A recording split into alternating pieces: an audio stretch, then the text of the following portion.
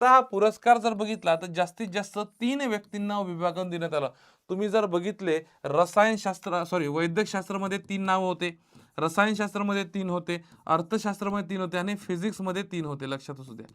ठीक आहे. बाकीच्या 2-2च एक-एकच व्यक्तींना भेटलाय. पण जास्तीत जास्त 3च्या वर तुम्हाला एकही नाव आढळलं नसेल.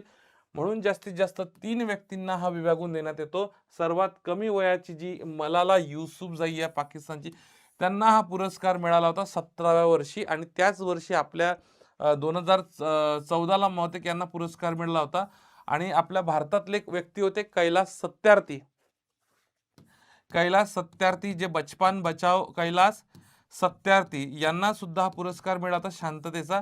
तर लक्षात घ्या, तर त्यांना बचपन बचाव आंदोलनाचे जे जनक होते यासाठी पुरस्कार मिळाला होता.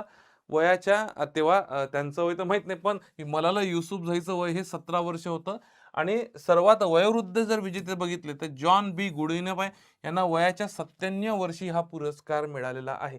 मग स्टार पॉइंट करून ठेवा की नोबेल पुरस्कार विजेती पहिली महिला जर बघितली तर हिचं नाव आहे मेरी क्युरी.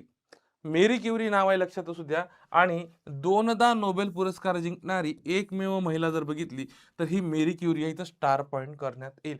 आता 1940 ते 42 दरम्यान नोबेल पुरस्कार देण्यात आला नाही, कारण की द्वितीय महायुद्धामुळे 1940, 41, 42 म्हणजे 3 वर्ष नोबेल पुरस्कार देण्यात आलेले नाहीये. हे याचं सगळं स्टॅटिक आहे. मग एकापेक्षा जास्त वेळा नोबेल पुरस्कार जिंकणारे व्यक्ती जर बघितले तर मेरी क्युरी 1 नंबरला येते, 2 नंबरला जॉन बार्डिंग येते, 3 नंबरला लिनस पॉलिंग, 4 नंबरला फेड्रिक संगेर आणि के बॅरी शार्प हे व्यक्ती आहे.